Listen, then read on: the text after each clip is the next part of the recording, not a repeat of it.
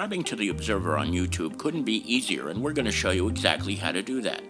First, navigate to www.youtube.com/TheObserverNJ. Once you get there, all you need to do is hit the subscribe button.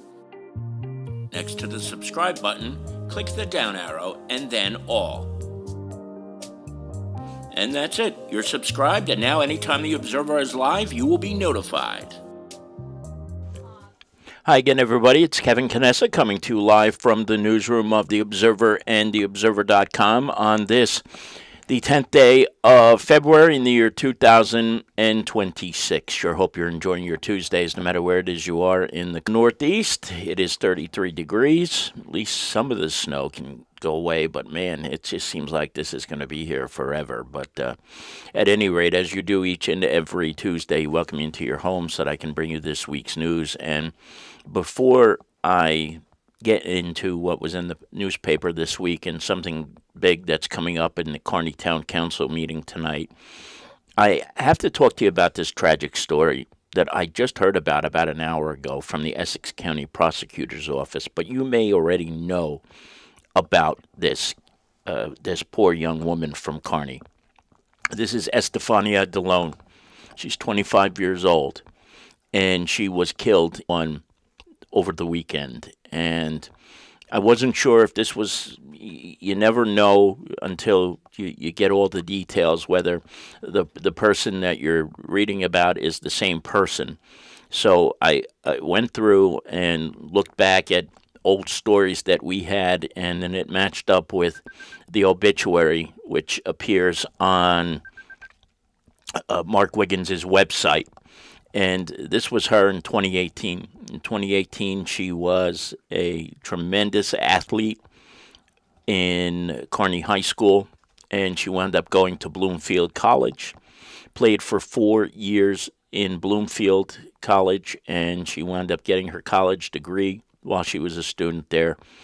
But from what we've been told from the Essex County Prosecutor's Office is that the woman was driving on Route 21 on Saturday. And if you've ever been on Route 21, you know how that elevated portion of the highway in Newark is just, it's awful. It really is. And apparently it is. And apparently as she was driving northbound on Route 21, she hit the guardrail. God knows how. You know, there could have been ice on there. There are so many different reasons why. And the car went airborne, and she wound up flipping over and being pinned in her vehicle. And she, at the time, was alive. And unfortunately, she was sent over to University Hospital in Newark. And when she got to University Hospital in Newark, she was pronounced dead. And all I can tell you is that when she was in Kearney High School, she was seen as an incredible athlete, a wonderful basketball player. And I know she continued along playing basketball when she got to Bloomfield College after that. And so just a tragic event taking place in Newark on Saturday night. I think it was Saturday going into Sunday. And I can't even imagine what her family's going through right now. She will be laid out and laid to rest at the Armitage and Wiggins Funeral Home. I'm not sure of the details. I just read it briefly and kind of shook up by this. You know, whenever you hear about somebody of that age dying so tragically, it is such a horrible, horrible thing for anybody to have to go through. And the family, it's just got to be devastating for the family. But at any event, this was her picture from 2018 when she signed her letter of intent to play basketball. And our dear friend, the late Jim Haig, wrote an incredible story about her back then. And it looks like she had so many incredible things to do in her life, and she'll never get that chance. Gone at the age of 25. So I hate that I had to start off this broadcast today with such a devastating news story, but just know that Yes, what Mary Brady in the chat room says, it was a one car accident.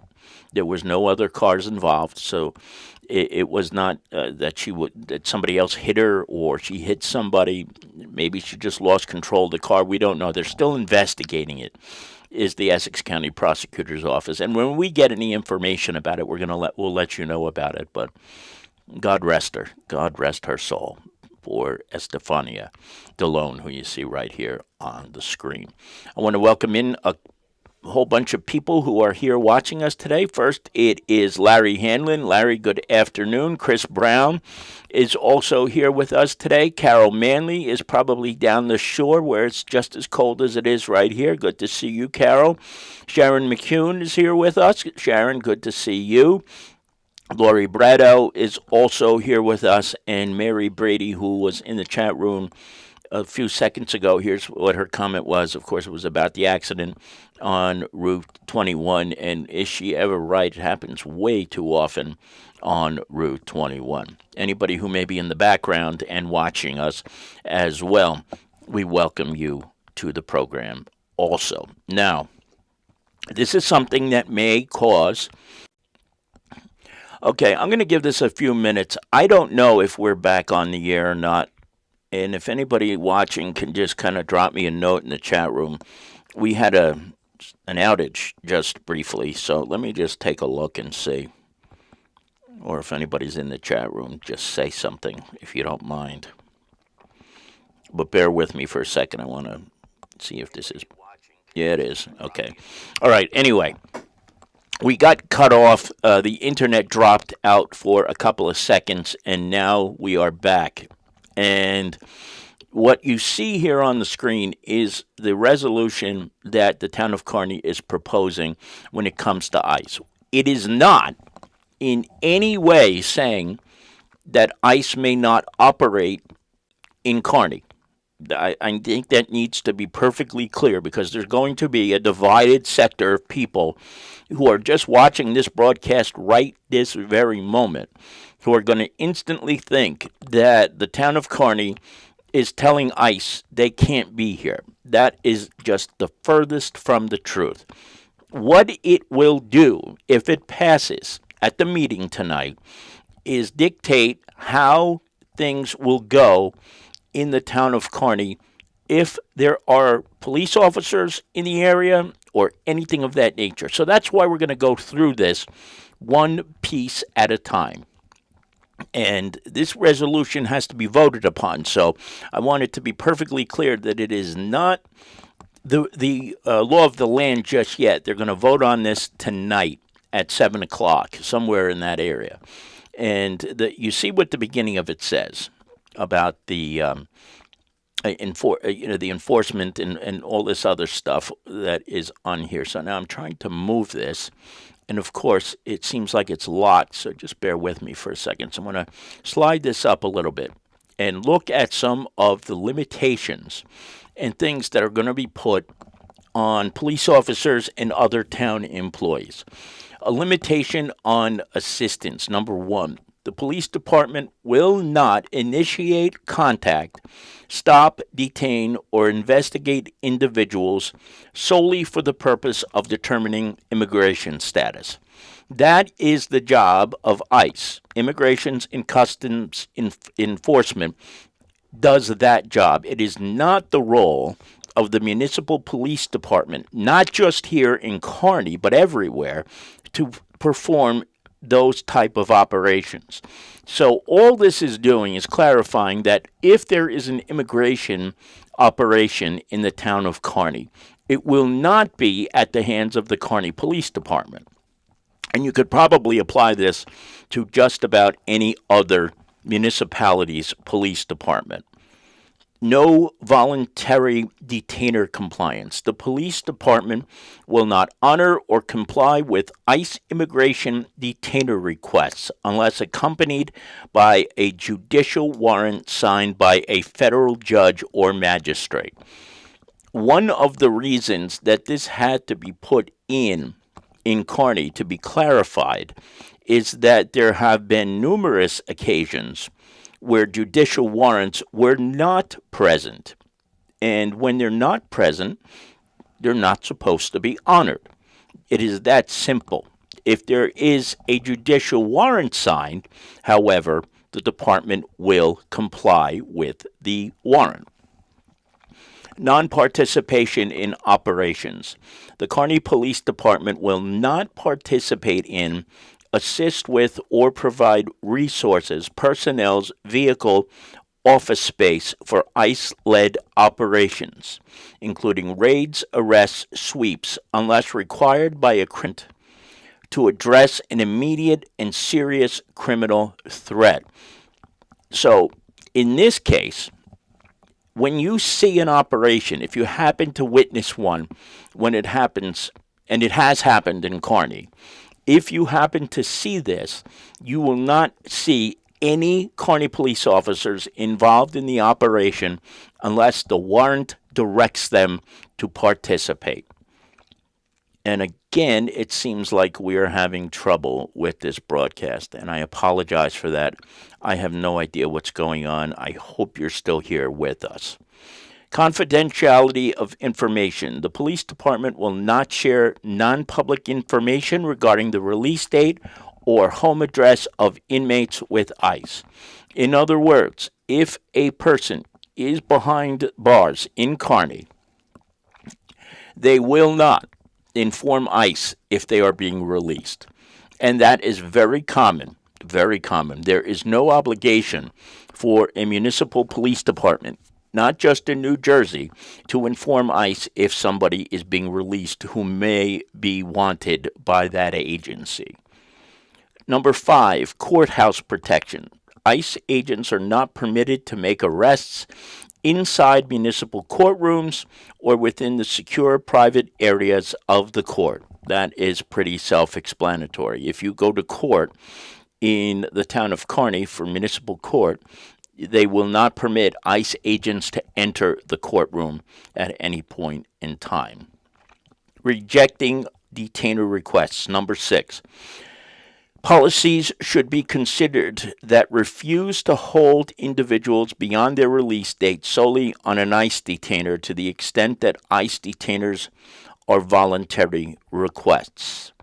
Number 7, limiting 287 bracket G participation. They will refuse to enter those agreements which deputize local police officers to act as federal immigration agents. Very simple, very self-explanatory.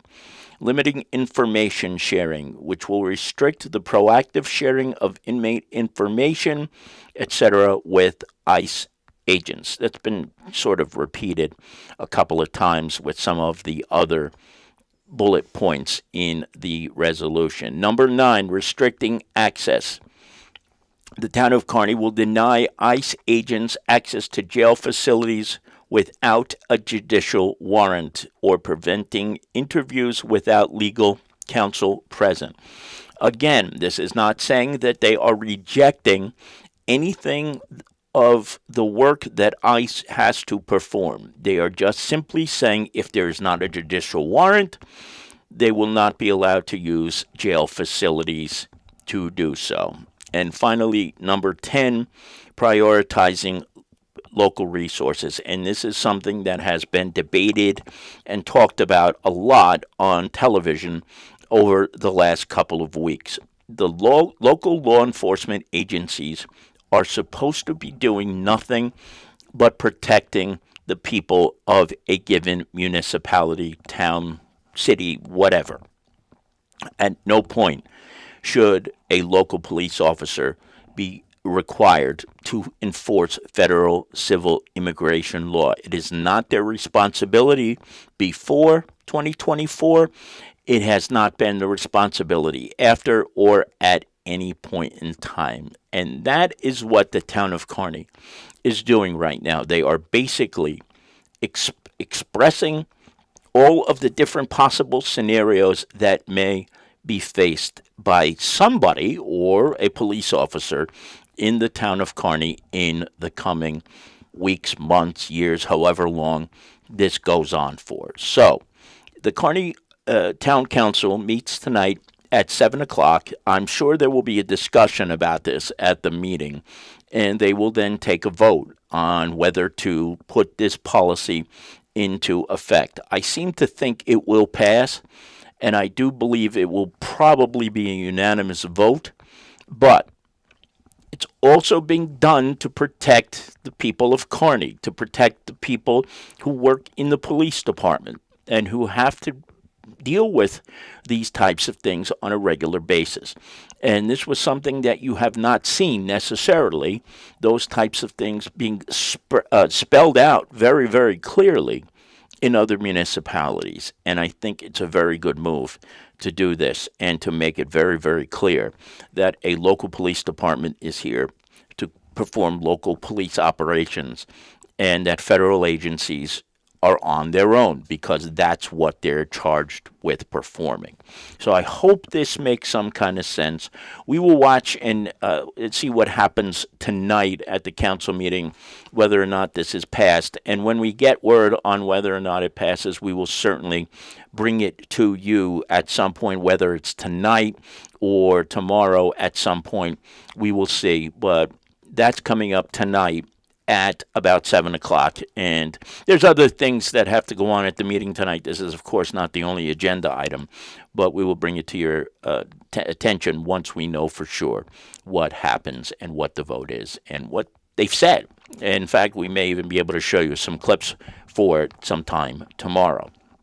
And I just want to tell you about these two front page stories this week, because the first one is about Sheriff Jimmy Davis appointing Orlando Miranda to be one of the 3 undersheriffs in Hudson County. Orlando is a longtime Kearney resident, and he has been involved with Latino veterans for many, many years.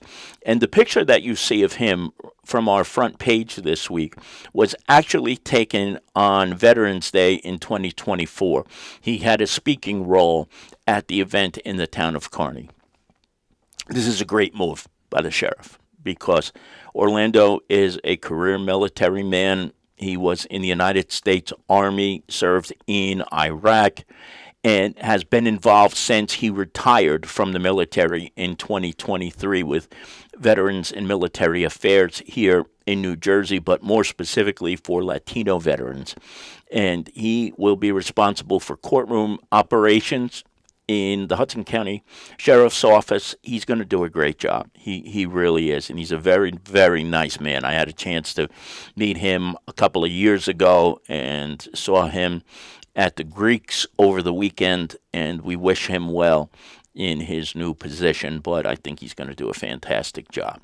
Now, this is something on the bottom of page number 1 that we have talked about on this program probably too much, and that's the use of automated license plate readers, which are getting more and more popular by the minute. If you take a look, the North Darlington Police Department didn't have any. They now have 2. These license plate readers really are an incredible tool for law enforcement, for local law enforcement. And we've seen it here on this program where people have come into Lyndhurst and they're caught right away because their licenses are suspended or they're wanted, because there's all sorts of reasons why. If the license plate readers are working properly, you can get people off the streets, right? It's not just motor vehicle stuff anymore. It's attached to the NCIC computer now, and if somebody's wanted criminal, you come in here and their car is registered to that person, they're going to find them, they're going to make arrests. So the North Darlington Police Department is adding 2 of these to its arsenal, and it's going to simply make North Darlington an even safer place to be. It really is a good move, and I think most of our departments in the readership area have these now, and so it's good to see that the financial investment is being made, because these things are not cheap. They are not cheap, but the work that it performs in helping police officers to find the bad guys is unbeatable. It really, really is. And if you really need to see how it works really well, just look in Lyndhurst. They've got them all over the place. You can't get in or out of Lyndhurst if you're a wanted individual, so don't even bother trying. And that's why we always talk about it, because so many people do go in and try to get around it, and it doesn't ever ever work. And that's about it for this week's edition of The Observer that I want to talk to you about. Don't forget, there's 2 pages of classified in the back of the book, so please check that out. And Jason Bernstein has 3 sports stories this week, including co-athletes of the week. 2 players on the Nutley High School varsity hockey team scored their 200th points in the same game, only seconds apart. It is really, really remarkable what happens when something like that happens for one athlete. But for 2 of them in the same game, seconds apart, to get 200 points is a remarkable achievement. So I hope you check that out in the Athlete of the Week on the 3rd story in this week's edition of The Observer. Now, I have not had a chance to look at the chat room at all because we keep getting we were getting knocked off early. I see Diane Rooney is here. Carmen De Jesus is also here with us. And Barbara Condon is also here with us. I greeted everybody else earlier, and I'm sorry I didn't get to chit-chat with everybody as much today, but with all these issues, I apologize. Getting knocked off and whatever that was, I'm not quite sure what it was. But I do want to thank each and every one of you for joining me today. We'll be back a week from today, but once we get any more clarity on what's happening with that ICE resolution that the town of Kearney is proposing for tonight's council meeting, we will bring that to you as well. So, from the newsroom of The Observer and TheObserver.com, it's Kevin Canessa signing off for now. We hope to see you back here again very, very soon. Enjoy the rest of your day, and again, my apologies for the technical difficulties a little bit earlier. Enjoy the rest of your day. Bye-bye.